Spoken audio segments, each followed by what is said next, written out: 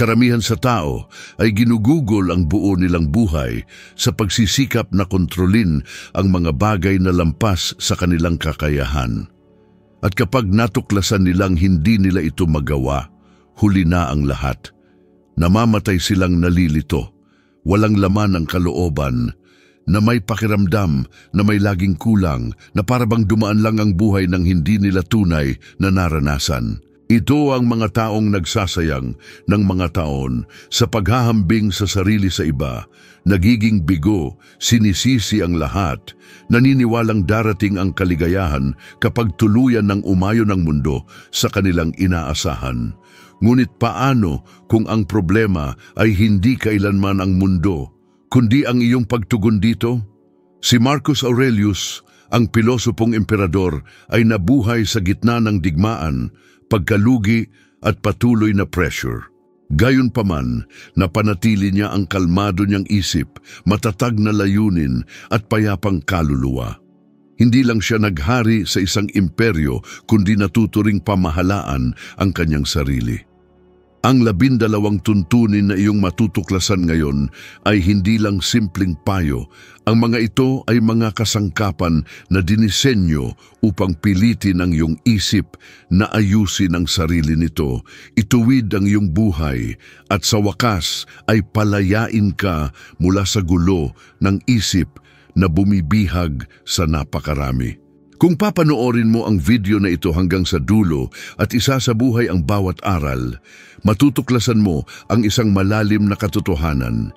Hindi ang mundo ang kailangang baguhin, kundi ang iyong paraan ng pagtingin sa mundo. At sino mang makaunawa nito ay nagiging hindi matitinag. Ang pagpapamahala sa sariling isip ay ang una at pinakamahirap na hakbang tungo sa pag-aayos ng iyong buhay. At dahil dito, karamihan sa tao ay nabibigo. Madalas sabihin ni Marcus Aurelius na ang buhay ng isang tao ay kung ano ang ginagawa ng kanyang mga iniisip dito. Ang pahayag na ito ay nagtataglay ng isang matinding katotohanan. Ang lahat ng iyong iniisip, pinaniniwalaan at tahimik na inuulit ay sa huli humuhubog sa kung paano mo nakikita ang mundo at paano ka tumutugon dito. Ang problema ay hindi napapansin ng karamihan ng tao kung gaano kawalan ng kontrol ang kanilang sariling isip. Gumigising sila na balisana sa mga alalahanin, inuulit sa isip ang mga nakaraang pagkakamali, inihahambing ang sarili sa iba, at ginugugol ang buong araw sa pagsisikap na patayin ang mga sunog na sila mismo ang lumilikha sa loob ng kanilang ulo. Kapag ang isip ay hindi sanay, nagiging tahimik itong kaaway, sumisira sa mga plano, lumilikha ng pagkabahala at humihigop ng lahat ng mahalagang enerhiya. Nabuhay si Marcus sa magulong panahon.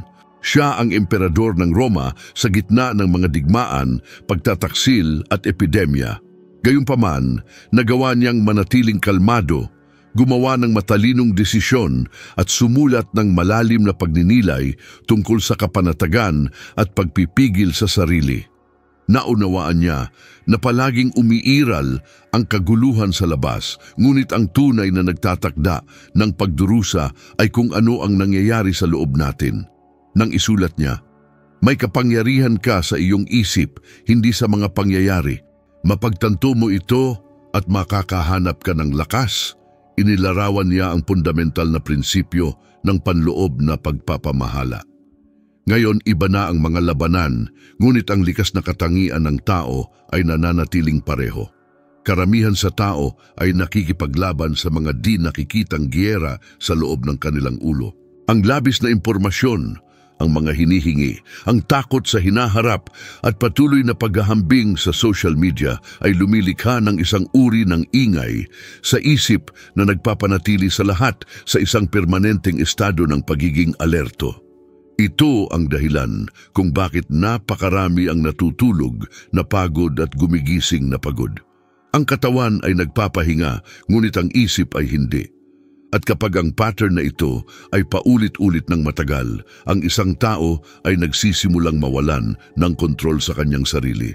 Ang pagpapamahala sa isip ay pag-aaral na ituon ang iyong pansin. Ito ay ang pag-alam kung kailan mag-iisip at kung kailan manonood lamang. Ito ay pagpigil sa sarili na bigyan ng kapangyarihan ang bawat negatibong kaisipan na lumilitaw. Kapag naunawaan mo na hindi lahat ng kaisipan ay katotohanan, napapalaya mo ang iyong sarili. Ilang beses mo nang nahuli ang iyong sarili na nag-iisip ng mga sitwasyon na hindi naman nangyari, nagdurusa sa isang bagay na umiral lamang sa iyong isip? Ito ang tatawagin ni Marcus na sinasadyang pagdurusa, ang uri ng sakit na isinilang mula sa imahinasyon, hindi sa realidad. Isang praktikal na halimbawa nito ay ang ugali ng pagsisimula ng iyong araw sa pagtingin sa iyong telepono. Karamihan sa tao ay ginagawa ito ng hindi namamalayan, ngunit ito ay isa sa pinakamabisang paraan upang mawalan ng kontrol sa sariling isip sa mga unang oras ng umaga.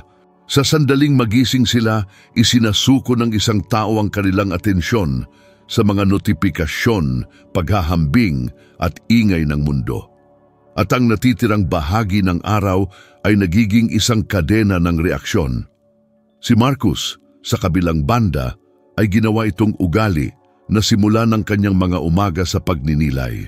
Sumusulat siya sa kanyang sarili, nagpapaalala na haharap siya sa mga mahirap na tao, hindi patas na sitwasyon at hindi inaasahang hamon. Ngunit wala sa mga ito ang makakagulo sa kanyang espiritu kung pipiliin niyang manatiling matatag. Ang paglalapat nito ngayon ay nangangahulugang paglikha ng maliliit na ritual ng pagpapamahala sa isip. Sa paggising, pigilan ang pagganyak na kunin ng iyong telepono. Huminga ng malalim, damhin ang paggising ng iyong katawan at isipin ang mga susunod na oras bilang isang pagkakataon para sa pagsasanay. Isipin na ang bawat hamon ng araw ay isang ehersisyo upang palakasin ang iyong pagpipigil sa sarili. Kapag may nakakainis sa iyo sa trapiko, kapag mabigat ang trabaho, o kapag may hindi nangyari ayon sa inaasahan, tingnan ito bilang pagsubok sa pagiging matatag ng emosyon. Tanungin ang sarili, nakasalalay ba ito sa akin? Kung hindi, ang pagpapalaya ay ang paraan. Ang simpleng tanong na ito ay may kapangyarihang ganap na ayusin ang iyong kalagayan sa pag-iisip. Kinumpirma ng modernong agham ang alam na ng mga sinaunang pilosopo. Ipinapakita ng mga pag-aaral na ang isip ng tao ay natural na nakatuon sa mga banta at problema dahil ang utak ay nakaprograma upang tiyakin ang kaligtasan. Ang problema ay, sa mundo ngayon, lumilikha ito ng balisang isip, laging umaasa sa pinakamasama. Ang pagsasanay ng stoicismo ay kabaligtaran. Pagmamasid sa nangyayari ng hindi pinapayagang mangibabaw ang pagganyak. At kapag natututo ang isip na huwag automatikong magreaksyon, nakakakuha ito ng kalinawan, balanse at lakas. Isaalang-alang ang mga pampublikong personalidad na nagawang mapanatili ang kapanatagan kahit sa harap ng personal na trahedya. Si Keanu Reeves ay isang halimbawa. Nawalan siya ng mga mahal sa buhay. Hinarap ang pagluluksa, nakita ang kanyang buhay na ganap na nagbago, ngunit hindi niya pinayagan ang pagdurusa na gawin siyang mapait. Isinasagawa niya, alam man niya o hindi, ang prinsipyo ng stoicismo ng pagtanggap sa hindi makontrol at pagpapanatili ng dignidad sa harap ng hindi maiiwasan. Ang ganitong uri ng kapanatagan ay hindi kahinaan, ito ay kapangyarihan. Ito ang kakayahang manatiling payapa kahit na tila bumagsak ang lahat sa paligid. Sa kabilang banda, mayroong mga nawawalan ng kontrol sa pag-iisip at pinapanood ang kanilang buhay na gumuho. Ilan sa mga taong may talento, mayaman o sikat ang hindi nakayanan ng panloob na pressure at sa huli ay sinira ang kanilang sarili. Ipinapakita nito na ang material na tagumpay ay hindi katumbas ng panloob na pagpapamahala. Ang tunay na tagumpay ay nakasalalay sa pananatiling nakasentro, kapag sinusubukan ng lahat na guluhin ang iyong balanse. Ang pagpapamahala sa isip ay nangangahulugan din ng hindi pagpapaapekto sa iniisip ng iba. Sinabi ni Marcus na kahangalan ang maghanap ng palakpak mula sa mga hindi man lang alam kung ano ang mabuti o masama. Kapag nakasalalay ka sa panlabas na pag-apruba, ang iyong isip ay hindi kailanman payapa. Bawat kritisismo ay nagiging sugat, bawat papuri ay isang pangangailangan. Nagsisimula ang kalayaan kapag naunawaan mo na ang iyong halaga ay hindi nakasalalay sa sinasabi ng iba tungkol sa iyo. Isang simpleng paraan upang sanayin ito ay sa pamamagitan ng pang-araw-araw na ehersisyo ng pagmamasid. Sa buong araw, unawain ang iyong mga iniisip na parang mga ulap na dumadaan. Magmasid ng walang paghuhusga, ng walang pagkakabit. Kapag lumitaw ang galit, pansinin ito. Kapag lumitaw ang takot, kilalanin ito.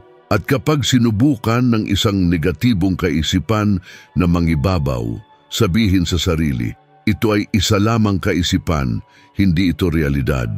Ang pagsasanay na ito, kapag patuloy na inuulit, ay muling nag-aayos sa iyong pag-iisip mula sa loob palabas.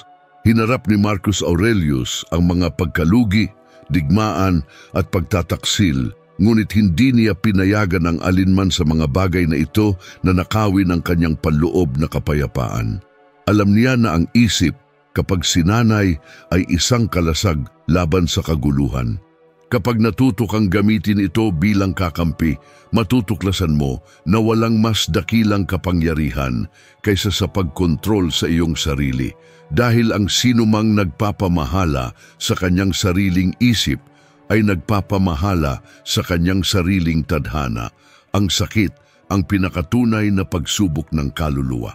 Ito ang nagpapakita kung sino tayo kapag bumagsak ang mga maskara, kapag nalusaw ang mga katiyakan, at kapag nawala ang kontrol sa ating mga kamay.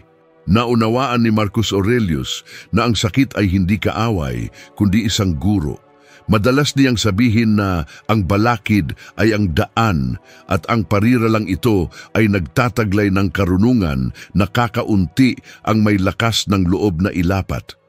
Ang pagdurusa kapag nauunawaan ng tama ay tumitigil sa pagiging parusa at nagiging gasolina.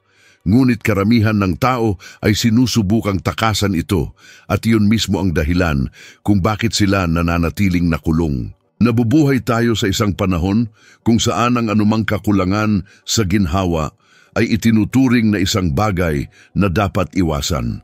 Patuloy na naghahanap ng mga panggulo ang mga tao, social media, serye, pagkain, labis na trabaho.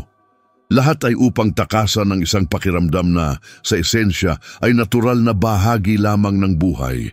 Kapag iniiwasan mo ang sakit, iniiwasan mo rin ang paglago. Ang isip ay nagsisimulang tumahimik at ang pag-iisip ay humihina. Alam ito ni Marcus dahil nabuhay siya sa gitna ng mga trahedya at pagkalugi. Nawalan siya ng mga anak, hinarap ang mga pagtataksil at nakita ang isang imperyo na banta ng mga salot at digmaan. Gayunpaman, isinulat niya sa kanyang mga akda na ang pagdurusa ay isa lamang pananaw at maaari nating piliin kung paano ito tignan. Ginawa niya ang sakit na karunungan. Ngayon, kapag may nangyaring mali, ang pinakakaraniwang reaksyon ay ang pagrereklamo. Pagkawala ng trabaho, pagtatapos ng relasyon, pagharap sa pagtanggi, lahat ng ito ay itinuturing na katapusan ng mundo. Ngunit para sa Stoicismo, ang mga sandaling ito ay mga pagkakataon para sa pagpapalakas ng sikolohiya. Ang sakit ay naglalantad ng mga kahinaan na kailangang tugunan. Pinipilit ka nitong tumingin sa loob at harapin ang karaniwan mong binabalewala. Ito ay parang bawat suntok ng buhay ay humuhubog sa iyong karakter tulad ng paghubog ng apoy sa bakal. Isipin ang isang taong nahaharap sa hindi inaasahang pagtanggal sa trabaho. Ang unang reaksyon ay pagkawalan ng pag-asa. Ngunit kung babaguhin ng taong iyon ang kanyang pananaw at titingnan ito bilang isang panawagan upang umunlad, may nagsisimulang magbago. Sa halip na maglaro ng biktima, tinatanong nila ang kanilang sarili kung ano ang matututunan nila mula dito, ano ang mapapabuti nila, at paano sila makakalabas na mas malakas. Ito ang uri ng saloobin na lumilikha ng mga matatag na tao. At nalalapat ito sa lahat. Mga relasyon na nagtatapos, mga proyekto na nabibigo, hindi patas na kritisismo. Bawat isa sa mga sakit na ito ay nagtataglay ng mga aral na matututunan lamang sa hindi komportabling kalagayan. Isinulat ni Marcus na kung ano ang humaharang sa pagkilos ay nagpapausad dito. Kung ano ang nakaharang ay nagiging daan. Ito ang isa sa pinakamakapangyarihang aral na naisulat kailanman. Ang balakid na tila humahadlang sa iyo ngayon ay maaaring siyang mismong naghahanda sa iyo para sa susunod. Ang mga nakauunawa sa konseptong ito ay hindi nawawalan ng pag-asa kapag nahaharap sa mga paghihirap. Sa halip, pinag-aaralan nila ang mga ito, natututo mula sa mga ito, at ginagamit ang mga ito bilang mga hakbang patungo sa pag-unlad. Pinatutunayan ng modernong agham ang prinsipyong ito. Ipinapakita ng mga pag-aaral tungkol sa pagiging matatag na ang mga taong nakaranas ng matinding pagsubok at natutong harapin ito ay nagiging mas malakas ang isip kaysa sa mga hindi pa nakaranas ng anumang hirap. Tinuturuan ng sakit ang utak na umangkop, tumuklas ng mga solusyon at magtaguyod ng emosyonal na balanse. Sa madaling salita, mas marami kang hinarap, mas magiging handa ka. Isaalang-alang ang halimbawa ni Michael Jordan. Nang matanggal siya sa koponan ng basketball ng kanyang high school, maaari siyang sumuko, ngunit ang sandaling iyon ng kahihiyan ang naging mahalagang punto sa kanyang buhay. Ginamit niya ang sakit ng pagtanggi bilang motibasyon. Mas nagsanay siya ng husto, mas matamang nagtuon at ginawang disiplina ang kabiguan. Ang resulta, siya ang naging pinakadakilang manlalaro sa kasaysayan ng basketball. Hindi siya sinira ng sakit, bagkus ito ang nagpalakas sa kanya. Gayunpaman, hindi lahat ay pumipili ng landas na ito.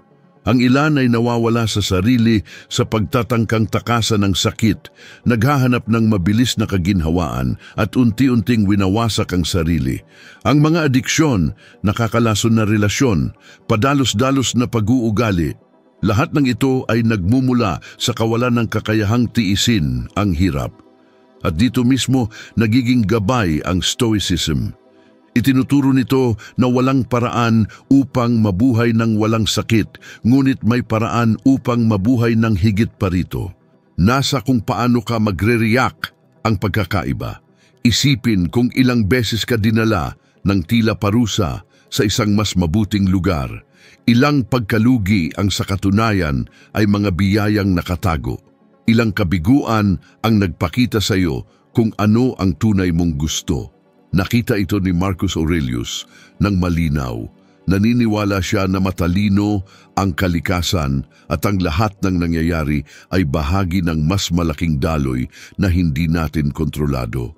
Nang sabihin niya, tanggapin ang hatid sa iyo ng tadhana at mahalin ang mga inilagay ng tadhana sa tabi mo, ipinapasa niya ang kapangyarihan ng may malay na pagtanggap.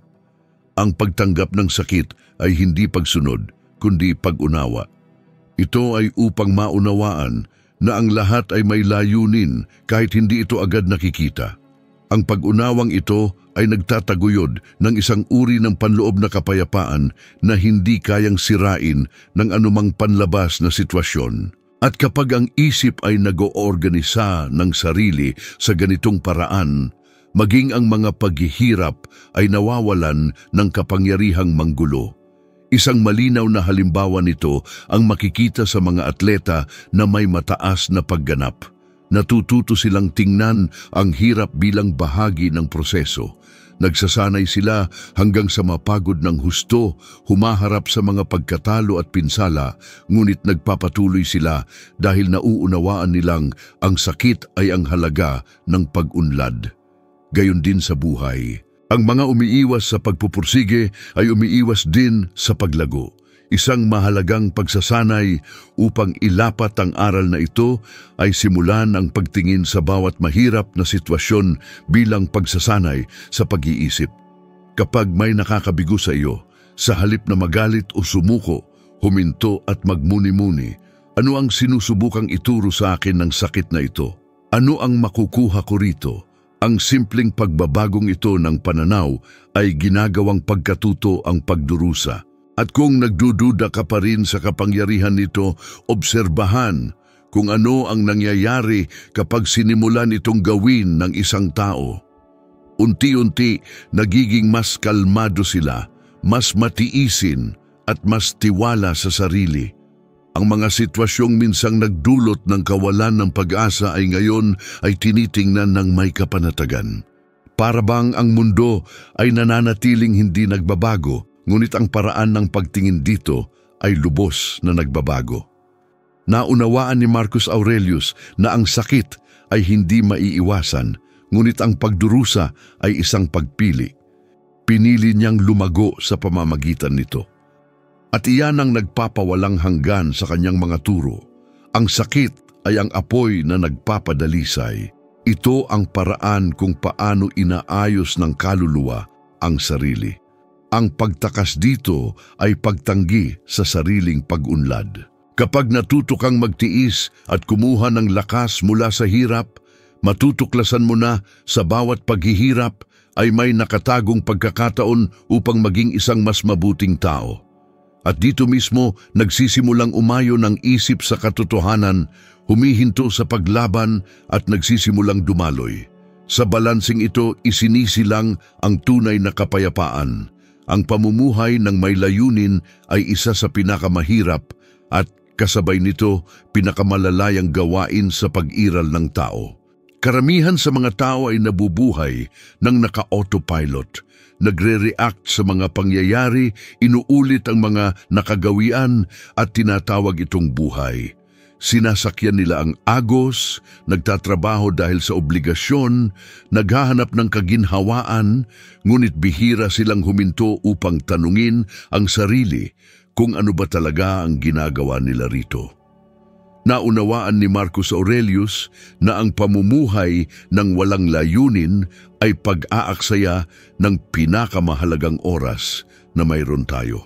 Sinabi niya, huwag kang kumilos na para bang mabubuhay ka ng 10,000 taon. Nakaamba ang kamatayan sa iyo. Habang nabubuhay ka, habang posible, maging mabuti ka. Ang pahayag na ito ay naglalaman ng isang makapangyarihang paalala. Limitado ang oras at ang pagiging limitado nito mismo ang dapat magpagising sa atin sa kung ano ang tunay na mahalaga. Madalas madaling mawala sa atensyon ng mga tao. Ang maliliit na pang-araw-araw na pangangailangan ay nagiging dambuhala, habang ang tunay na may kahalagahan ay nananatiling nakalimutan sa isang sulok ng isip. Ito ang dahilan kung bakit napakaraming tao ang nakakaramdam ng tahimik na kawalan kahit na tila mayroon na sila ng lahat. Gumigising sila ng maaga, nagtatrabaho, kumukonsumo, nagpapalipas oras. Ngunit sa kaibuturan ng kanilang puso, alam nilang may kulang. Ang kulang na iyon ay ang kahulugan. Naniniwala si Marcus Aurelius na ang pamumuhay ng may layunin ay hindi tungkol sa paghahanap ng malalaking tagumpay, kundi tungkol sa sadyang pagkilos na alam kung bakit ginagawa ang isang bagay. Sinabi niya, huwag nang sayangin ang oras sa pagtatalo kung ano ang dapat maging isang mabuting tao. Maging isa ka. Ito ay isa sa pinakadirekta at praktikal na aral na kanyang iniwan. Napakalaki ng oras na ginugugol ng mga tao sa pagpaplano, pagteorya at pag-uusap tungkol sa pagbabago, ngunit kakaunti ang tunay na kumikilos. Hindi nagbabago ang buhay sa pamamagitan ng intensyon. Nagbabago ito sa pamamagitan ng aksyon. Ang mamuhay ng may layunin ay ang gumising na alam na bawat saloobin, bawat salita at bawat pagpili ay may bigat. Ito ay ang paggawa ng tama kahit walang nakakakita. Isang malinaw na halimbawa nito ay matatagpuan sa mga individual na nag-iwan ng pangmatagalang pamana, hindi sa pamamagitan ng paghahanap ng katanyagan, kundi sa pagtupad sa tunay na layunin. Halimbawa, si Steve Jobs ay patuloy na nagsasalita tungkol sa kahalagahan ng pag-alala sa kamatayan upang manatili ang pagtutok sa mga mahahalaga. Ginamit niya ang kaisipang ito bilang gabay upang hindi mawala sa mga paggambala at upang mamuhay ng may intensyon. Ang kamalayan na limitado ang oras ang nagtulak sa kanya upang lumikha, magpabago at maghanap ng isang bagay na tunay na magbibigay ng pagbabago sa mundo. Naunawaan niya tulad ni Marcus na ang layunin ay tungkol sa pamumuhay ng may direksyon, hindi ng may pagmamadali. Sa modernong buhay, maraming tao ang nagkakamali sa pag-uugnay ng layunin sa pagiging produktibo. Naniniwala silang ang pagiging abala sa lahat ng oras ay katumbas ng mahusay na pamumuhay. Ngunit may malaking pagkakaiba sa pagitan ng pagiging gumagalaw at pagiging umuunlad. Madali ang punuin ang araw ng mga gawain, ngunit mahirap bigyan ang mga ito ng kahulugan. Tiningnan ni Marcus Aurelius ang layunin bilang pagkakahanay ng aksyon at rason. Naniniwala siya na ang bawat tao ay may gampanin na dapat tuparin sa kalikasan at ang pagtuklas ng gampaning ito ang landas tungo sa tunay na panloob na kapayapaan. Upang mailapat ito sa kasalukuyang panahon, mahalagang magsagawa ng mga may malay na paghinto. Sa gitna ng pinabilis na takbo ng ating pamumuhay, ang paghinto upang pag-isipan kung ano ang tunay na may kabuluhan ay isang gawa ng katapangan. Isipin kung ilang oras ang inilalaan mo sa mga bagay na hindi ka inilalapit sa iyong mga pinahahalagahan. Ilang beses kang nagsasabi ng oo kahit gusto mong tumanggi. Ilang beses kang kumikilos para lang mapasaya o dahil sa takot na biguin ang iba. Ang pamumuhay ng may layunin ay ang pagsisimulang sabihin lamang ang oo sa mga bagay na umaayon sa iyong katotohanan. Isang magandang ehersisyo upang isagawa ito ay obserbahan ang iyong araw at tukuyin kung aling mga aktibidad ang nakakapagpahina sa iyo at alin ang nakakapagpalakas sa iyo. Pansinin kung saan napupunta ang iyong oras. Minsan, ang simpleng pagsasaayos ng maliliit na bagay ay sapat na upang muling ihanay ang iyong buhay sa tamang layunin. Ang pagtulog ng mas maaga, pag-aalaga sa iyong kalusugan, paglalaan ng oras sa katahimikan, pagbabasa ng nakakapukaw ng inspirasyon, paggawa ng isang bagay upang makatulong sa kapwa. Ang layunin ay hindi isang malaking paghahayag. Ito ay isang pagkakasunod-sunod ng mga may malay na pagpili na humuhubog sa iyong karakter.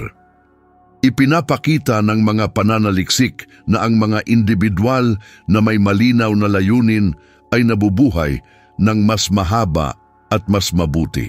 Mas mababa ang kanilang tsansa na magkaroon ng depresyon, mas mahusay na nakakayanan ang stress at nagpapakita ng mas mataas na katatagan sa harap ng pagsubok. Nangyayari ito dahil ang layunin ay nagbibigay ng kahulugan sa sakit. Kapag naiintindihan mo ang dahilan kung bakit mo ginagawa ang isang bagay, maging ang sakripisyo ay nagkakaroon ng halaga. Naniniwala si Marcus Aurelius na ang layunin ay dapat nasa sentro ng lahat ng pagkilos. Isinulat niya na ang hindi mabuti para sa bahay pukyutan ay hindi mabuti para sa pukyutan. Ang kasabihang ito ay sumisimbolo sa ideya na ang individual na layunin ay dapat na naaayon sa kolektibo. Sa madaling salita, ang pamumuhay ng may layunin ay nangangahulugan din ng pagkilos sa paraan na ang kabutihan ay lumalampas sa iyong sarili. Ito ay ang pagambag sa anumang paraan, gaano man kaliit sa balanse ng mundo. Kapag nabubuhay ang isang individual ng may ganitong direksyon, humihinto sila sa pagkawala sa mga paghahambing. Hindi na kailangan pang makipagkumpetensya dahil ang bawat isa ay may natatanging landas. Ang inggit, pagkabalisa at pagmamadali ay nagsisimulang mawala dahil ang pagtutok ay lumilipat mula sa mga resulta ng iba patungo sa sariling paglalakbay. At sa puntong ito, nagsisimulang ayusin ng kaluluwa ang sarili. Kumakalma ang isip kapag nauunawaan nito na ito ay kumikilos patungo sa isang bagay na makabuluhan. Ang pamumuhay ng may layunin ay nangangailangan din ng disiplina. Si Marcus Aurelius ay isang taong mahigpit sa kanyang nakagawian. Naniniwala siya na ang pagiging pare-pareho sa maliliit na pagkilos ang humuhubog sa karakter ng isang marunong na tao. Walang saysay ang magkaroon ng mabubuting intensyon kung walang pagpapatuloy. Ang pang-araw-araw na pag-uulit ng mga may malay na pagkilos ang nagpapalit ng layunin tungo sa realidad. Isang halimbawa nito ay makikita sa mga individual na naglalaan ng kanilang buhay sa isang layunin kahit walang agarang pagkilala. Mga siyentista, guro, artista, mga taong nagpapatuloy kahit walang pumapalakpak. Kumikilos sila dahil sa paniniwala, hindi dahil sa kapalaluan. At ito mismo ang pinahahalagahan ni Marcus Aurelius, ang integridad ng pagkilos para sa kung ano ang tama, sa halip na para sa kung ano ang napapansin. Ang paglalapat ng prinsipyong ito ngayon ay isang hamon, ngunit ito rin ang susi sa isang balansing buhay. Kapag sinimulan mong ihanay ang ginagawa mo sa pinaniniwalaan mo, nababawasan ang bigat ng pang-araw-araw na buhay. Ang mga obligasyon ay nagiging bahagi ng isang mas malaking bagay at maging ang pagdurusa ay nagkakaroon ng layunin. Ang isip na minsang nakakalat at nalilito ay nagsisimulang tumutok sa mahalaga. Sa huli, ang pamumuhay ng may layunin ay ang pamumuhay ng may kapayapaan sa sariling konsensya. May kapangyarihan sa kakayahang humiga sa unan at madama na. Anuman ang kinalabasan, kumilos ka ng naaayon sa iyong mga pinahahalagahan. Nauunawaan ni Marcus Aurelius na ang kapanatagan ay nagmumula sa pagiging magkaugnay ng iniisip, nararamdaman at ginagawa ng isang tao. At ito mismo ang pagkakaugnay na nag-aayos ng buhay. Dahil kapag ang layunin ang gumagabay sa mga kilos, nawawalan ng kapangyarihan ang kaguluhan at ang pag-iral ay nagiging isang malinaw, matatag at makabuluhang landas. Ang pagkontrol sa mga emosyon ay marahil isa sa pinakadakilang birtud na maaaring paularin ng isang tao at isa ito sa pinakamahalagang aral ni Marcus Aurelius. Naniniwala siya na ang mga nakakapagkontrol sa kanilang emosyon ay nakakapagkontrol din sa kanilang sarili.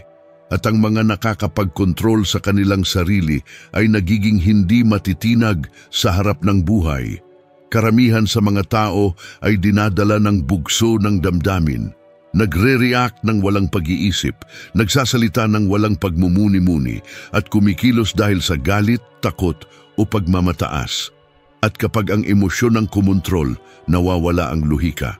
Sinabi ni Marcus Aurelius, kung ikaw ay nasasaktan ng anumang panlabas na bagay, hindi ang bagay mismo ang nagpapahirap sa iyo, kundi ang iyong paghatol tungkol dito, at ito ay may kapangyarihan kang burahin anumang sandali. Ang pahayag na ito ay naglalaman ng isa sa pinakamalalim na susi ng pilosopiyang Stoic.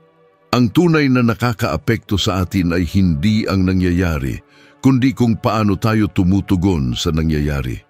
Isipin ng isang taong huling nagising, naipit sa trapiko, nakatanggap ng hindi makatarungang puna sa trabaho, at umuwi ng iritado, ibinubunton ang sama ng loob sa mga inosenteng tao. Ito ay isang klasikong halimbawa ng isang taong hindi nakakapagkontrol ng sariling emosyon.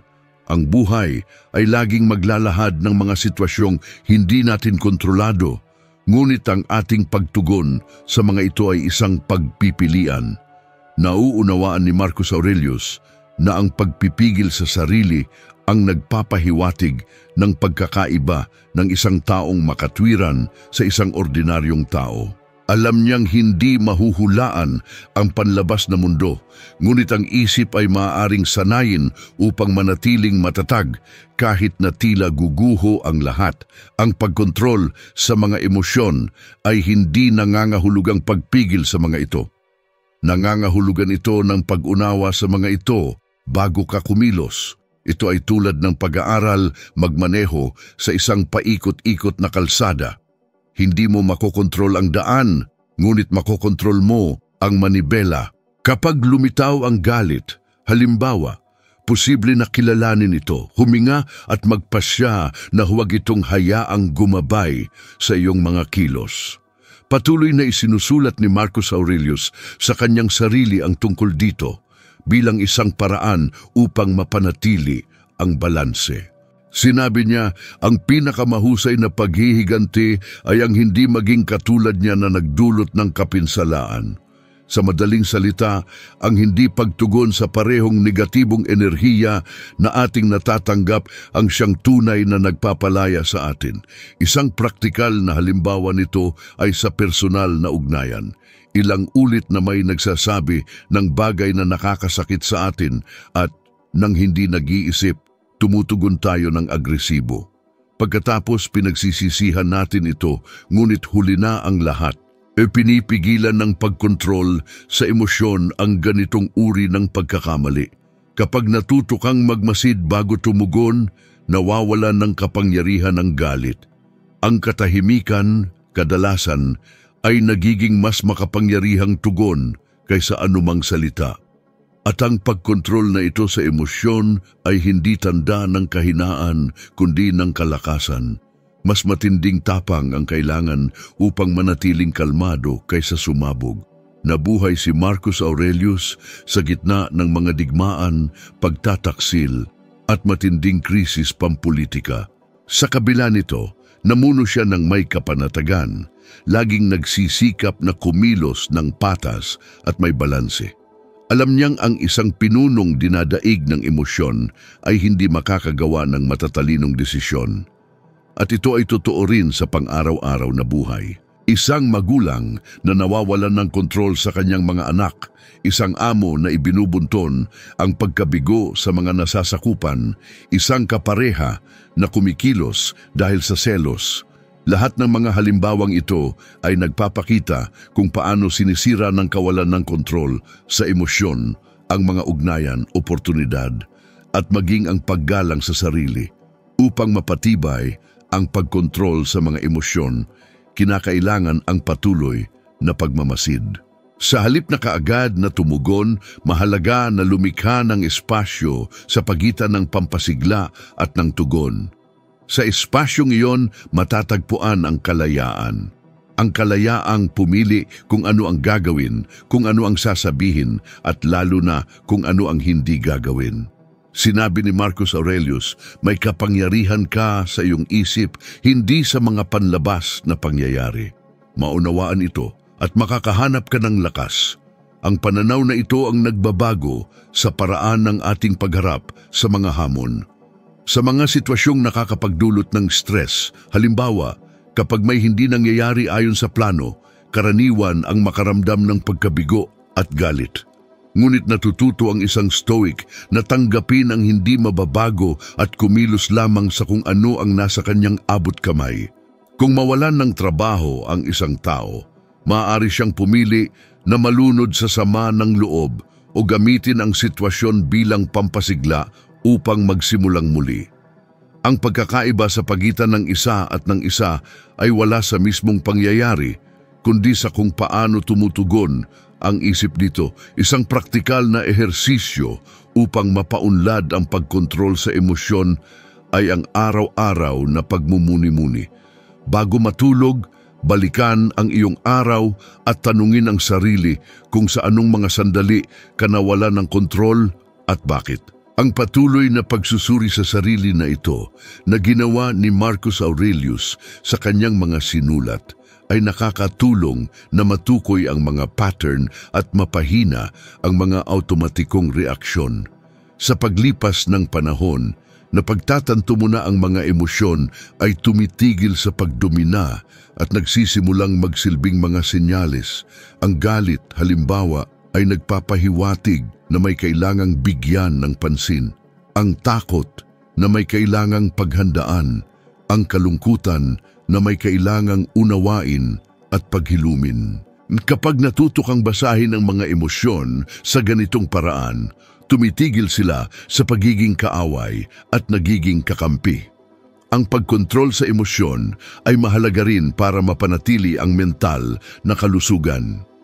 Ipinapakita ng mga modernong pag-aaral na ang mga taong tumutugon ng padalus-dalus sa stress ay may mas mataas na antas ng pagkabalisa at mas mabilis na nauubos ang lakas. Yaong mga nananatiling kalmado sa harap ng pagsubok, gayon paman ay nagkakaroon ng mas malaking tibay at kalinawan ng isip. Ito ay nagpapatibay sa kaalaman ni Marcus Aurelius halos 2,000 taon na ang nakalipas, na ang isang sinanay na isip ang pinakadakilang kalasag laban sa pagdurusa. Hindi maiiwasan ang makaramdam ng matitinding emosyon. Lahat tayo ay dumadaan sa mga sitwasyong nagpapagulo sa ating balanse. Ang pagkakaiba ay nasa kung gaano katagal tayo nananatiling nakulong sa mga ito. Hindi inaalis ng pagkontrol sa emosyon ang pagdurusa, ngunit pinipigilan nito na maging isang siklo. Kapag nauunawaan mo na hindi mo makokontrol ang pag-uugali ng iba, ngunit makokontrol mo ang sarili mo, nagsisimula kang mapagtanto na walang panlabas na panggugulo ang may tunay na kapangyarihan sa iyo. Higit kailanman, hinihingi ng modernong buhay ang ganitong uri ng karunungan. Nabubuhay tayo na napapalibutan ng patuloy na mga pampasigla, opinyon at panggigipit. Madaling mainis, ikumpara ang sarili o hayaang makakaapekto sa atin ang mga komento sa social media. Ngunit tulad ng itinuro ni Marcus Aurelius, ang kaluluwa ay nahuhubog sa kulay ng kanyang mga saloobin. Sa madaling salita, ang pinapakain mo sa iyong sarili ang siyang humuhubog sa iyong realidad. Ang pananatiling kalmado ay isang araw-araw na pagpili at nangangailangan ng disiplina. Ito ay tungkol sa pagsasanay sa iyong pananaw upang makita ang mga bagay kung ano ang mga ito, hindi kung ano ang nais ng ego na maging sila. Sa paglipas ng panahon, nagiging natural ang pagpipigil sa sarili na ito. Nagsisimula kang mapagtanto na walang panlabas na bagay ang may sapat na kapangyarihan upang nakawin ang iyong kapayapaan, na ang kapanatagan ay nagmumula sa loob at walang sino man ang makakakuha nito nang walang iyong pahintulot. Ang pagkontrol sa emosyon ay hindi isang regalo na nakalaan para sa iilan. Ito ay isang gawi na maaaring mapaunlad ng sinuman. At kapag nakamit ang ganitong pagkontrol, ganap na nagbabago ang buhay. Dahil, tulad ng itinuro ni Marcus Aurelius, ang mga nakakapagpanatili ng kanilang isip na matatag sa gitna ng bagyo ay hindi lamang nakakaligtas dito, kundi natututuring lumakad sa kaguluhan ng may kapanatagan at karunungan. Kung alinman sa mga salitang ito ay umantig sa iyo, kung sa anumang sandali ay nadama mong direktang tumutukoy ang video na ito sa iyong nararanasan, kung gayon, mangyaring ibahagi ito sa isang taong sa tingin mo ay kailangang marinig ito ngayon. Minsan ang isang simpleng pagmumuni-muni ay maaaring magpabago sa takbo ng buong buhay. Salamat sa iyong pagiging narito, sa paglalaan ng oras upang umunlad, mas maunawaan ang iyong sarili at maghanap ng mas balanseng buhay. Manatiling matatag sa paglalakbay na ito dahil bawat maliit na hakbang pasulong ay isa ng tagumpay. Inaasahan kong makita ka sa susunod na video.